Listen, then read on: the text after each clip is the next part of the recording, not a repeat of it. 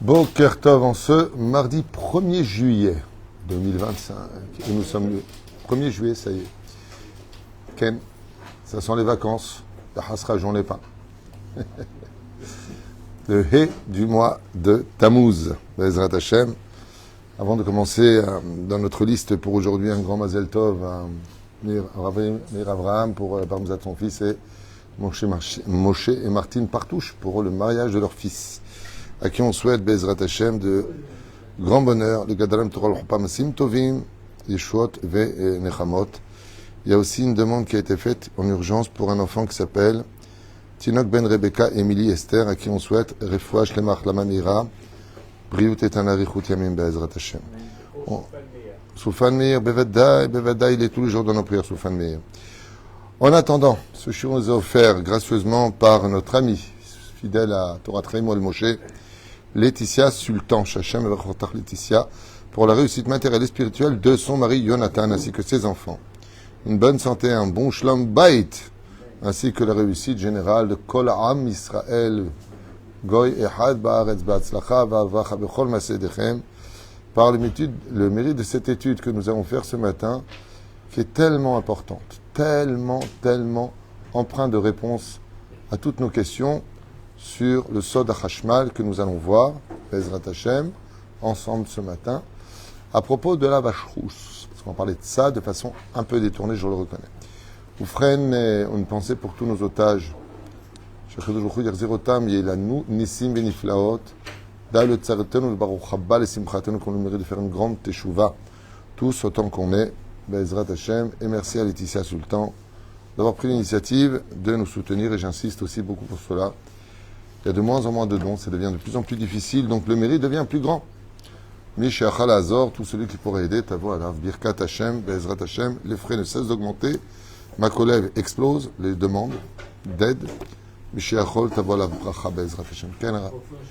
Washlema. Aaron ben Gitel, Ana el Narefanalo, Ana el Narefanalo, Bezrat Hashem, Srutoto Keten Baado, Ilana bat Miriam, Jami, Bezrat Hashem, Chen Moratimi. Sarata Batefrat Miriam Kol Am Israël. Une pensée pour chacun. Le shiur d'aujourd'hui va nous parler d'un des sujets les plus graves et en même temps les plus sympathiques. Il y a ce qu'on appelle des microbes dans la vie et des virus. Les microbes, comme les virus, peuvent atteindre une personne jusqu'à le paralyser, voire le mettre à mort. La différence entre un lion qui te saute dessus ou un bus qui te rentre dedans, c'est que tu les vois, tu comprends. Mais les virus et les microbes, eux, ils sont sournois. Parce que tu rentres pour voir une personne parce qu'il est malade à l'hôpital et tu ressors avec un virus qui va te rendre encore plus malade que le malade que tu étais parti voir. Le problème qu'il y a, c'est qu'il est dans les airs. Tu ne vois pas ce virus, mais tu l'attrapes très facilement. Il y a autre chose qui pourrait être comparée. Une fois, j'étais allé voir ma mère à Belleville, chez Ligel, faisait des banataches dans l'huile. C'est bon les banataches. Banataches au thon. Et donc j'ai parti la voir, j'étais allé la voir, et puis en sortant, j'ai rencontré mon frère. Et il m'a dit, ah, t'as vu maman? J'ai dit, comment? Comment tu sais? Il m'a dit, tu sens l'huile. Pas ma mère, hein, mais l'huile, tu sais, ça s'imprègne. Et quand tu étais sur place, oui, ça sentait l'huile, mais pas au point de. Et c'est pareil, quand tu sors, dit la Gemara dans ma Masechet Shabbat, Boursaki, Mazé Boursaki, c'est une usine de tanneries. Ça sent très mauvais. Et la Gemara nous dit qu'on ne va pas le vendredi là-bas, de peur que Shabbat, on sente mauvais. Et la reine, il y a des choses qu'on ne voit pas, mais qui vont s'imprégner en toi. Et quand tu rentres dans une parfumerie, tu ressors, tu sens bon. Quand tu sors d'une porcherie, tu ressors, tu sens mauvais. C'est exactement le même principe fondamental de l'histoire des mitzvot et des péchés. Quand nous faisons des mitzvot, nous ressortons à ce moment-là empreints de choses très positives. Notre âme sent bon, c'est un parfum sur l'âme. Un Dvar Torah, une Tzedaka, un Chesed, une étude, particulièrement, plus que les autres. Et quand tu viens et te retrouver dans un endroit qui est par contre, lui, contre la volonté de la Gdusha. Par exemple, je descends, parce qu'on ne monte pas en général en boîte de nuit, on descend en boîte de nuit, je fais rien. Je suis assis, ni je drague, ni je fais quoi que ce soit. Ou alors, pire, je vais à un mariage. Mariage. Mazel tov, mazel tov. Et là-bas, chez Mishma Virachem, mais c'est plutôt dénudé, les danses, c'est du rock'n'roll. Je fais rien.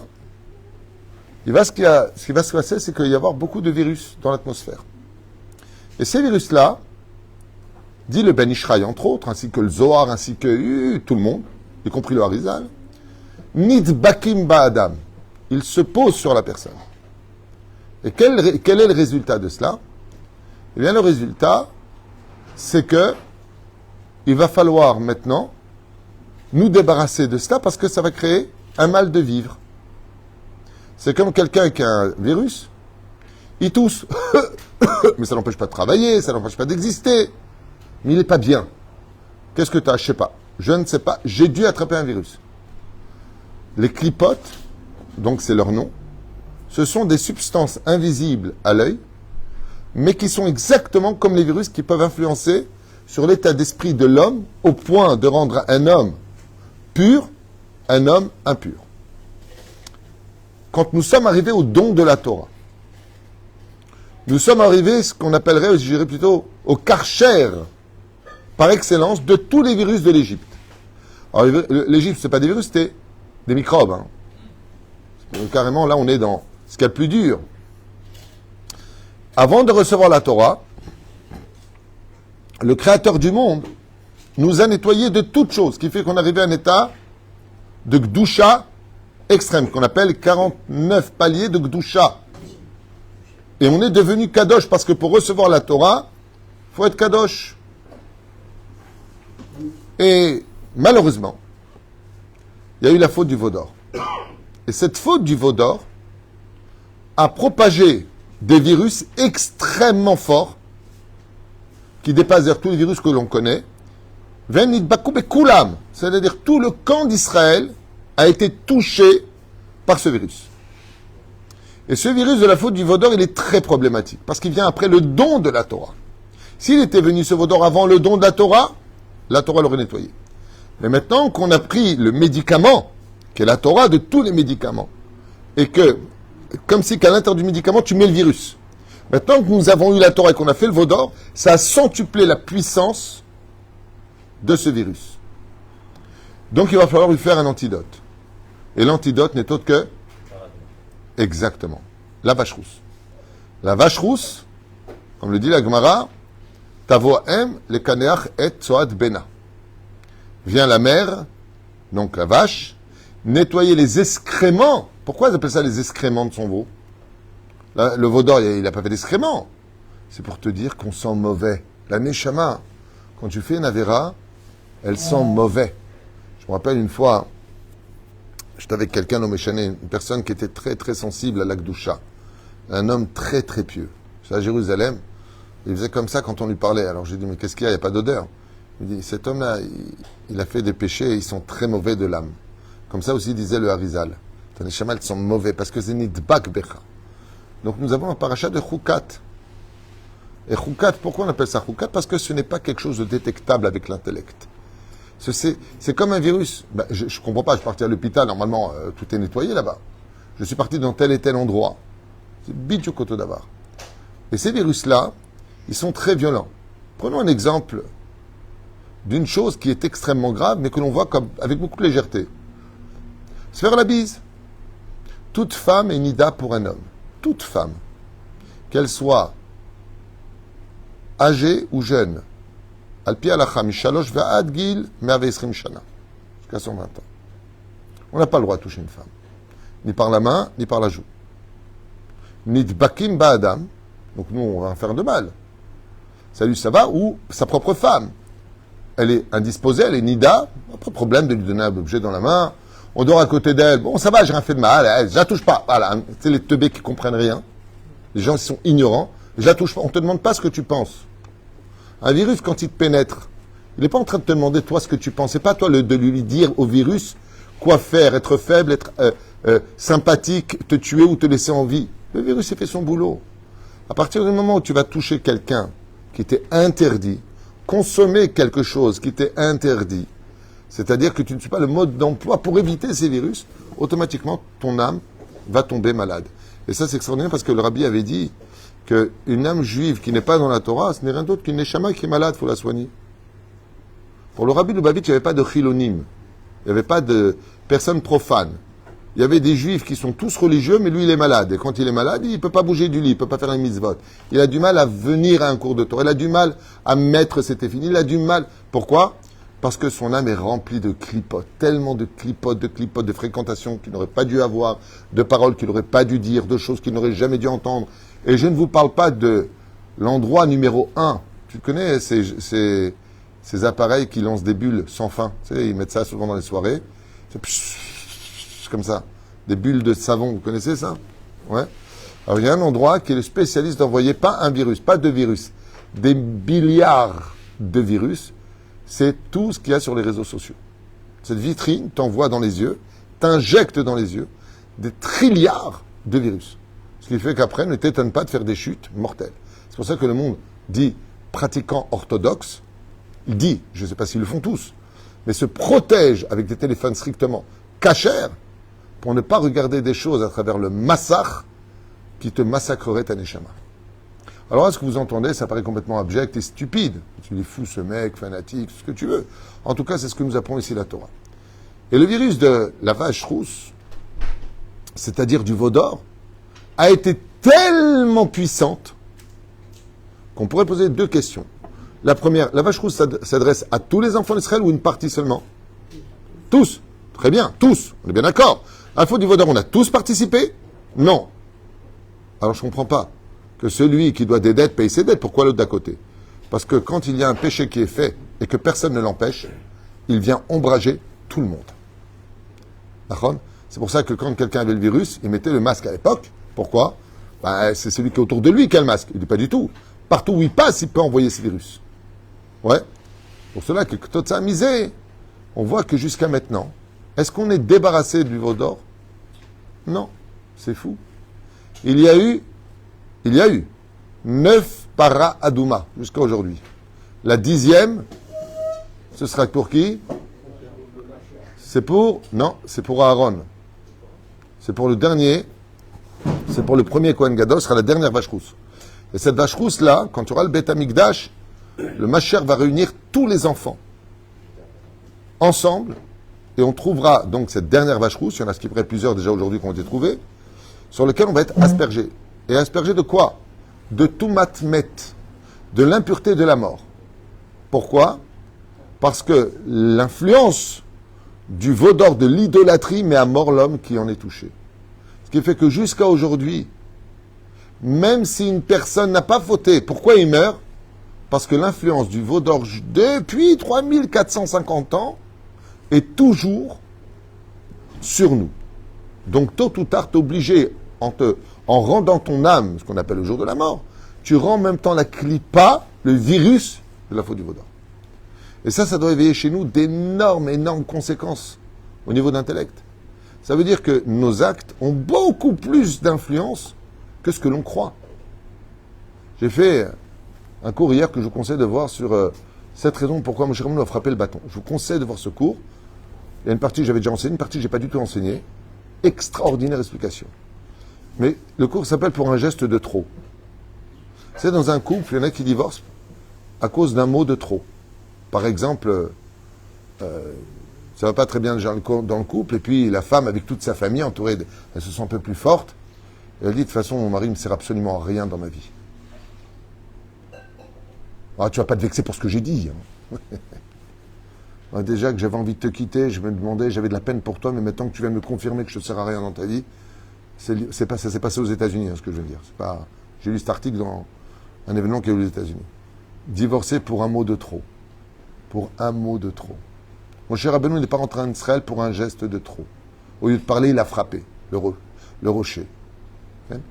Les éperouches pour lequel cette paracha de Choukat vient nous faire prendre conscience que on s'est disputé, on a cherché des querelles, on n'a pas arrêté de se plaindre, résultat, la guerre. Il y a 5 guerres dans cette paracha de la semaine. 5, c'est énorme. Pourquoi? Parce que l'homme est emmené là où il veut aller. Tu veux te plaindre? On va te donner des raisons de te plaindre. Mais l'influence est si importante qu'elle peut dégager quelque chose au point de... Écoutez bien ce que vous allez entendre, parce que c'est un truc de fou. Qu'est-ce que c'est la Ainara? C'est l'influence d'un œil qui est posé sur toi, qui t'observe, qui te juge et qui te jalouse. Ah, ça va, je t'ai rien dit, je t'ai rien fait. 99% des gens meurent de la Ainara. Et 1% seulement de mort naturelle. Hein? Non, on ne parle pas des gens qui sont... Tu as raison, il y a toujours des extrêmes dans tout. Là, on reste dans la normalité de la Torah, tu as raison. Mais on parle de normalité. Même en 2025, c'est pas évident de parler de normalité, mais tu as raison. Aval, dans le tachlès des choses, tu sais à quoi ça ressemble? Une fois, j'étais avec Rabbi Moshe Ederi, mon rave. Et il y a une personne, un peu Roma, qui se plaint tout le temps, qui est venu s'asseoir près de nous. Rabbi Moshe Ederi s'est levé sur sa canne, il m'a dit ramène-moi. Je lui ai demandé ma cara. Il m'a dit j'ai pas envie d'être triste. Il y a des gens, tu leur parles, ça va jamais. Qu'est-ce qu'ils sont tristes? Alors bien sûr, il faut écouter ceux qui vont pas, on est là pour s'entraider. Mais il y a des gens, ils vont jamais bien. Jamais, jamais, tout va mal, tout est pourri, tout est mauvais. Rasra. Et même si tu leur parles pas, tu es à table avec eux, tu ressors, t'es pas bien. Lama, qu'ils aimaient Shader Raot. Ça envoie des ondes négatives. Et ces ondes négatives te pénètrent, t'impressionnent. À l'intérieur même de ton âme, tu peux tomber. Par exemple, je donne un exemple selon la Kabbale. Imaginez un homme très amoureux de sa femme, très propre d'esprit, qui n'a nullement l'intention de tromper sa femme. Ok? Il vient de rencontrer une connaissance qui vient de regarder un film pour adultes. Donc ses yeux sont empreints d'une touma chaval al-azman. Et il le regarde droit dans les yeux. Il vient de retirer jusqu'à 30 à 50% de ses forces de lutter contre une femme qui viendrait le draguer. Alors que s'il n'avait pas rencontré son regard, d'où l'interdit de regarder le péné rachat, tu ne regarderas pas le visage d'un rachat, comme le dit Jacob à propos de Esav, Ra'eti panecha kir'ot pene peniel, j'ai vu ton visage comme j'ai vu le visage de Dieu. Il lui a dit mais on ne voit pas Dieu. Il lui a dit bah, je ne t'ai jamais vu. Ça veut dire par là qu'on ne regarde pas le visage d'un rachat. Pourquoi? Parce que toutes les clipotes de son visage viennent sur toi. C'est pour ça que les tzadikim se préservent énormément de ne jamais regarder ou de ne jamais... on dirait, mais vous êtes fous, vous vivez en autarcie, vous vivez comme des hommes de caverne, et qu'est-ce qui vous arrive? Non, il ne nous arrive rien. Juste qu'on n'a pas envie de perdre notre Kedusha. On n'a pas envie de... Comme j'ai expliqué une fois, j'avais lu dans la biographie de Baba Saleh, que Baba Meir, le fils de Baba Saleh, un jour il devait partir à Londres, et il est rentré à l'aéroport de Ben Gurion. Il a à peine rentré dedans qu'il s'est évanoui. Et donc, sortez-moi d'ici, il a dit. Là, trop de clipotes. Il n'y avait personne. Il y avait des filles qui étaient en short, des filles qui étaient dénudées, des gens qui parlaient des bêtises, du lachonara, et 2 personnes qui parlaient de vulgarité. Quand il arrive là-bas, j'arrive plus à respirer. Il s'est évanoui, il n'arrivait plus à respirer. Alors, docteur, pourquoi? parce que ceux qui sont tzadikim, qui peuvent reconnaître, ils ont un bouclier, donc ils peuvent affronter ce qui est extérieur. Oui, mais pas face à trop de monde. C'est pour ça que tout le monde est concerné par la vache rousse. Les femmes ont lutté contre le veau d'or. Et elles sont concernées par la vache rousse.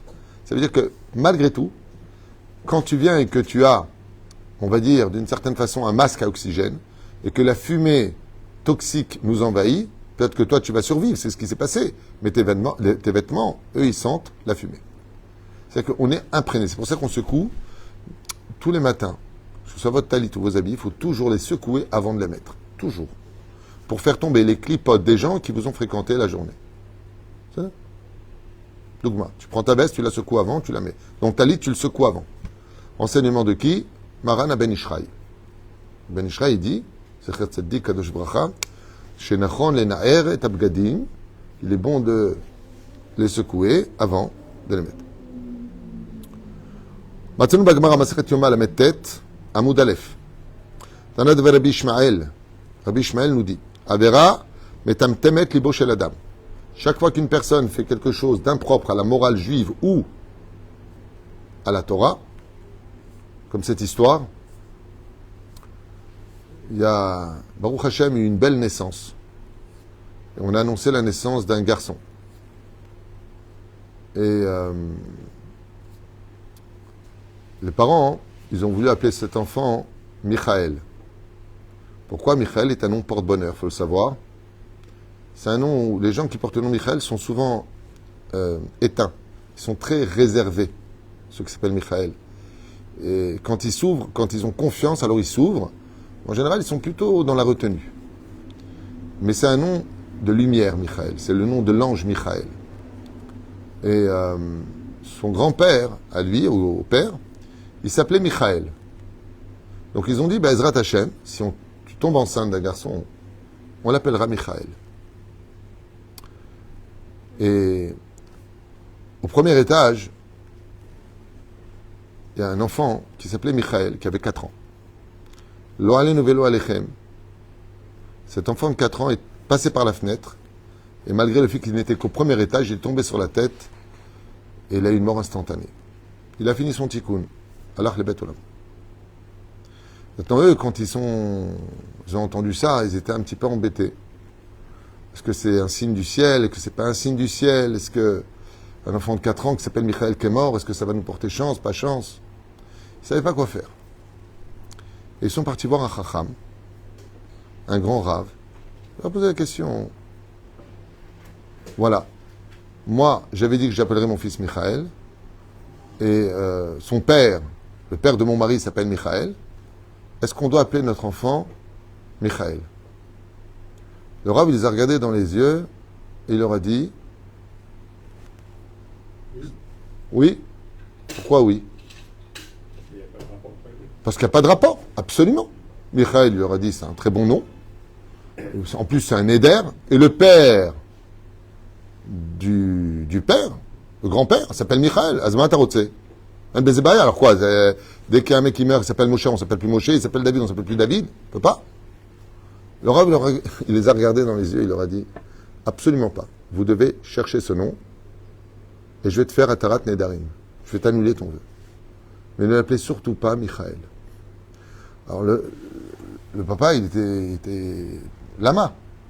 Est-ce qu'il y a un problème Alpi Halacha? Il lui a dit Alpi Halacha, il n'y a pas de problème. Comme tu l'as très bien dit, c'est pas parce que quelqu'un est décédé jeune, on l'appelle pas Michael au nom de l'enfant qui est décédé jeune. Ça, par contre, faut pas le faire. Si quelqu'un meurt jeune d'un accident ou d'une maladie mishuna, c'est-à-dire quelque chose de dur, n'appelle pas quelqu'un d'autre en son nom à lui parce que il va finir son tikkun lui parce qu'il porte son nom. C'est-à-dire les souffrances de celui qui est parti reviennent sur l'enfant que tu viens d'appeler parce qu'il est parti jeune. C'est marqué dans 2 livres que j'ai lus, Tana Develio à la fin du livre et dans Minchat Yehuda de Rabbi Yehuda Ptaya à la fin du livre aussi. Là-bas, il dit, il est très déconseillé d'appeler une personne au nom de celui, par exemple, qui s'est suicidé ou des choses comme ça. L'Okeda, il ne faut pas appeler le nom. Pourquoi? Parce que ça devient un support pour l'âme qui est partie et peut donner son tikkun à l'enfant qui vient de naître. Chaval. Dans ce cas-là, c'est chaval. Mais, le Rav, il leur a dit, les clipotes dans ce monde, le mal que l'on fait, il n'est pas tout le temps dans le domaine de la halacha. Alpi halacha, selon la halacha, vous pouvez tout à fait l'appeler Michael. Mais cette personne qui vit au premier étage, qui va vous entendre dans l'escalier, Michael, viens, Michael apporte le ballon. Vous avez pensé à sa douleur, que chaque fois qu'ils entendront dans ce binyan le nom de Michael, ça réveillera une plaie dans son cœur parce qu'elle a perdu un fils de 4 ans. Ne créez pas des clipotes, ça veut dire quoi? De la tristesse. Voilà ce que leur a dit le Rav. Bien sûr, sur le domaine technique, vous pouvez l'appeler Michael. Mais si vous continuez à vivre dans cet appartement, oui, on l'a acheté. Et cette personne qui habite là-bas déménage, non. Alors vous ne pouvez pas l'appeler Michael. Parce que chaque fois que par amour vous appellerez votre enfant Michael, ce sera un coup de couteau dans le cœur de cette femme qui a perdu son fils Michael. Et c'est exactement ça l'histoire de la vache rousse. C'est ce qui vient être une mitzvah, d'un chok, un mérite exceptionnel, qui vient penser des blessures qui ont traversé toutes les générations, parce que la Gemara nous dit qu'il n'y a pas une souffrance qui ne viendra pas réparer la faute du veau d'or à chaque génération. Donc si des fois vous posez la question, mais qu'est-ce que j'ai fait à Dieu, et pourquoi c'est comme ça, et pourquoi c'est comme ci, pourquoi? C'est bien. Alors, sachez que des fois, ce n'est pas dépendant ni de vous, ni de votre gilgoul. Vous réparez la faute du veau d'or.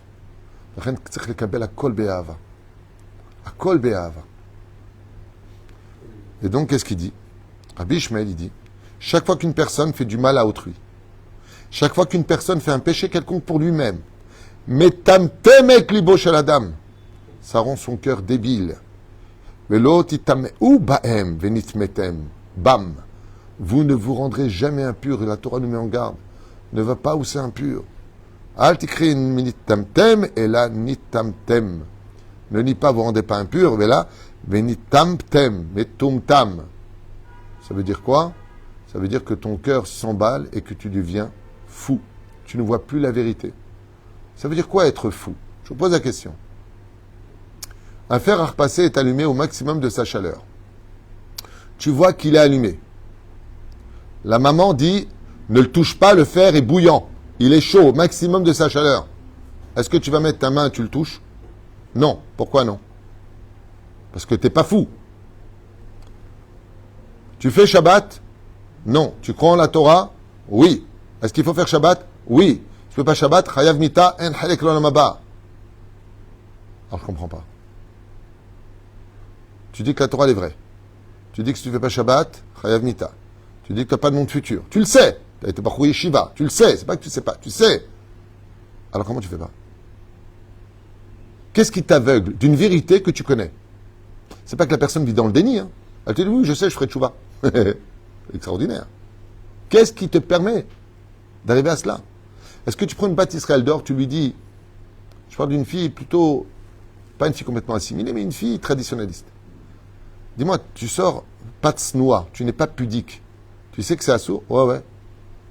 Mais tu sais que dans le monde d'en haut, ouais, ouais. Bon, il y a deux réponses à ça. Émettre, c'est qu'on n'est pas vraiment persuadé. Parce que le faire, si tu le touches, tu vas te rendre compte. Et quand tu fais des péchés, tu ne vois pas les résultats tout de suite. C'est on prend le longanime d'Hachem, on prend sa patience, sa gentillesse pour de la faiblesse. Tant qu'il ne se passe rien, ça va. Et s'il se passe quelque chose, je fais tchouva. Au Shadavar, on est un peu comme le Hamor, qui aime on suivre la carotte, et si on n'y va pas, on prend un coup dans le derrière, et là, d'un coup, on avance. C'est pour Shadavar. Mais tamtem. Et donc, qu'est-ce qu'il nous dit ici, Rabbi Ishmael, dans la Gemara de Yoma?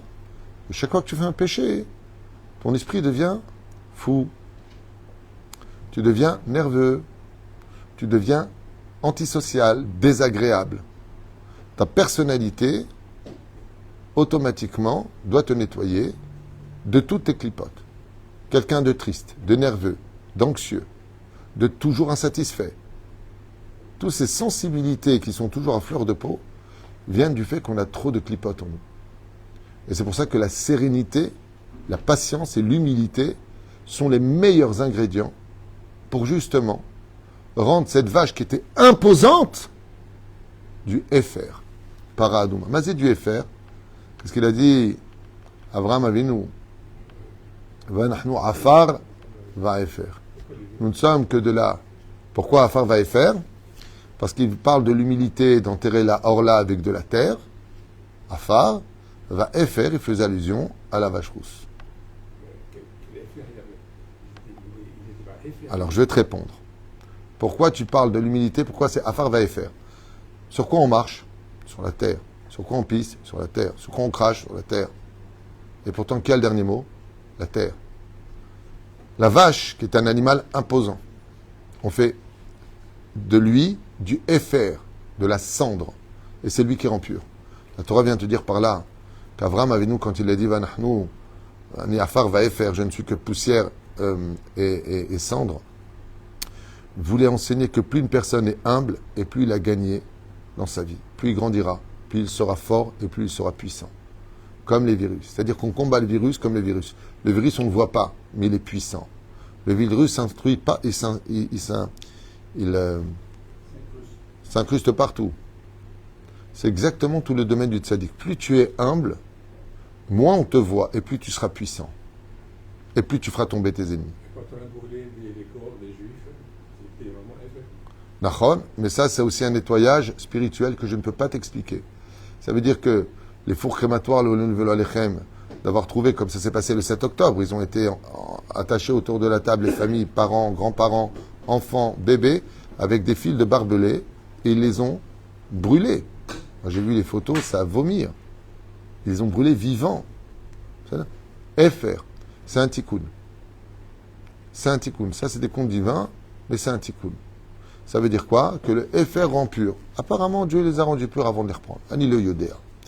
Wim kesher ben tuma lechet. Et donc, qu'est-ce que nous disent les chachamim? C'est que il y a toujours un lien entre l'impureté et la faute. Si quelqu'un faute, c'est parce qu'il a une impureté. Ça ne veut pas dire qu'il a fauté spécialement, mais ça peut venir d'une fréquentation ou de choses qu'il n'aurait pas dû voir.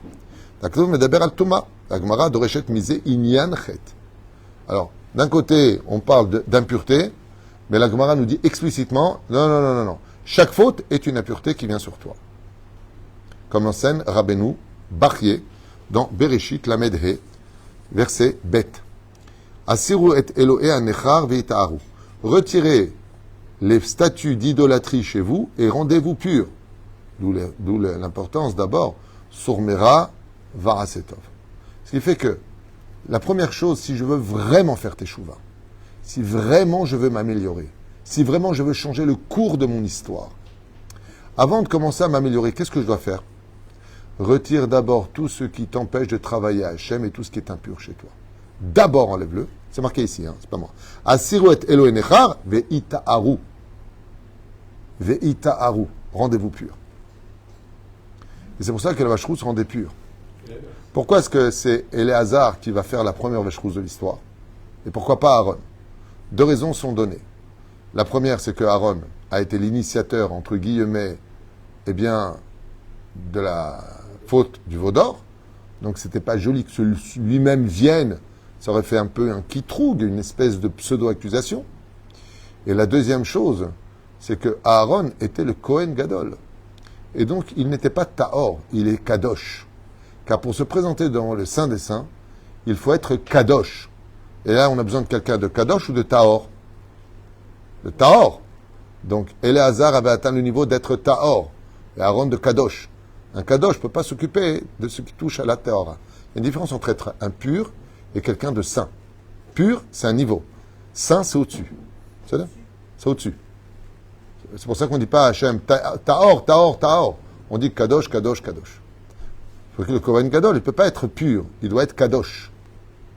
Sinon, il meurt devant le Saint des Saints. Donc, le niveau de la vache rousse est un niveau qui s'adresse au Tahor. Et qui était Tahor? Éléazar ben Aaron Kohen. C'est là? C'est au genre. Comme ça, j'ai lu cette semaine dans mes commentaires. Il n'y a rien qui vienne de moi dans tout ce que je vous dis à Botaï. C'est des enseignements. Moi, j'ai aucune science, aucune intelligence. Je ne fais que retransmettre mes études avec un langage d'enfant. Je ne parle pas très bien non plus le français, donc aussi ma chef Charla saute. On fait ce qu'on peut. Et avant de Karouille Touma. C'est pour cela que chaque faute que nous avons dans le ciel, on n'appelle pas ça une faute, on appelle ça une impureté. Begilugan Mitzraim al titamahu. Et c'est pour ça qu'il est marqué là-bas, dans la Torah, vous ne vous rendrez pas impur des idolâtries que vous avez dans la ville, en Égypte. Ou Mishozeb Avon Nikrataor. Alors qu'est-ce qu'on appelle quelqu'un de pur? Tout celui qui laisse tomber les fautes devient pur. Il se purifie. Shenema Mikol Chatotechen Ifne Hashem Titaru. De toute faute devant Hashem, rendez-vous pur. C'est quelqu'un qui dit j'ai fait tchouva, j'ai arrêté mes bêtises, je ne vais plus voir ceci, je ne fréquente plus cela, et ainsi de suite. C'est quelqu'un qui est devenu pur. Donc quel est le synonyme du mot teshuva? Pureté. Il devient pur. Ma'atlanu avon peor. Et c'est pour ça qu'une personne qui décède, il faut qu'elle meure, au minimum, si elle n'est pas morte kadosh, qu'elle meure pure, taor, exactement. C'est pour ça qu'on fait la tahara. Je viens de dire le mot, c'est ça. Comment on appelle ça, le nettoyage du mort? La tahara. Pour dire que maintenant, on va tout faire pour rendre au moins son corps pur. On rentre un tuyau derrière, on le vide de tout excrément, on le nettoie, on le lave, makara. On le rend pur. Parce que là, maintenant, s'il part pas pur de ce monde, c'est pour ça qu'une personne qui meurt en faisant tchouva, il meurt pur. Ben, s'il n'est pas pur, il ne peut pas aller au Gan Eden. C'est pas compliqué, on le voit se laver au Gehinam. Les épérouches d'abord. Quel? Quand la vache rousse a un effet inverse, ça rend impur ce qui est pur. Pardon? La vache rousse. Ça rend impur ce qui est pur, paradoxalement. Nachon. À quoi ça ressemble? Donc, le professeur Lévy nous dit ici, que Dieu le bénisse, que c'est bizarre parce que le pur qui les a rendus purs est devenu impur et les impurs sont devenus purs. Alors pour ça, je vais donner une image, si je peux me permettre, même si elle est loin de répondre à toutes nos questions. Mais quand tu as une table remplie de poussière très sale et que tu prends une éponge mouillée, comment est la table après? Propre. Comment est l'éponge? Sale. Tu viens de comprendre. Chazak au barouk. Hein? On la nettoie après. C'est-à-dire que Éléazar, une fois qu'il s'est rendu impur, il est parti se rendre pur. Mais pourquoi? Parce que lui, il n'est pas impur de l'impureté qui rend la vache rousse. Il est impur de la conséquence des autres. Ce qui fait que les tzadikim, qui sont mêlés au sein de la société, à fréquenter que des gens qui ne sont pas purs, qui n'ont pas encore fait de tchouva, ils se rendent purs par le biais de l'étude de la Torah. C'est-à-dire qu'il n'y a pas plus grand, comme dit Rabbi Nachman de Breslev, quelqu'un qui dit je fais tchouva mais j'étudie pas la Torah, c'est quelqu'un qui veut écrire son histoire sans encre. Il a la plume, il a le parchemin, et il écrit, mais il ne voit pas que ça s'imprime. Sans étude de Torah, même si tu as laissé tomber les fautes, tu ne peux pas avancer, parce que tu n'as pas de direction. C'est comme si tu rentres dans un taxi, tu dis emmenez-moi, où l'adresse, j'ai pas, bah descendez. La Torah, c'est te montrer, mais cette Torah, montrer du doigt la direction. Rabbeinu, il écrit dans l'Écouté Etzot, à propos de la Teshuvah, il dit Mishel Olomed Alacha, il ne peut pas faire Teshuvah. Bah, comment tu veux que j'arrête de faire le mal? Ce qui fait que quel est le livre par excellence? Comment on appelle ça, les livres des. C'est à l'époque du Moyen-Âge, le livre, le mémoire, non. J'ai oublié. Pas les mémoires, les grimoires. Les grimoires. Le grimoire. Quel est le livre qui peut me rendre pur? Quel est le livre qui est capable de me rendre pur? La réponse est très bête. C'est le Shulchan Aruch. Parce que le Shulchan Aruch va te dire, voilà, ça tu peux pas, ça tu peux. C'est pour ça qu'il y a Kacher, Taref, Tahor, Tamé. Pour savoir comment être pur, il faut particulièrement étudier le premier livre d'études d'un juif, c'est le Shulchan Aruch.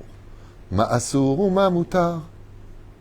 Qu'est-ce que j'ai le droit, qu'est-ce que je n'ai pas le droit. Et toutes nos lois sont pratiquement illogiques au niveau de l'esprit humain. Et c'est pour ça qu'on doit le vivre.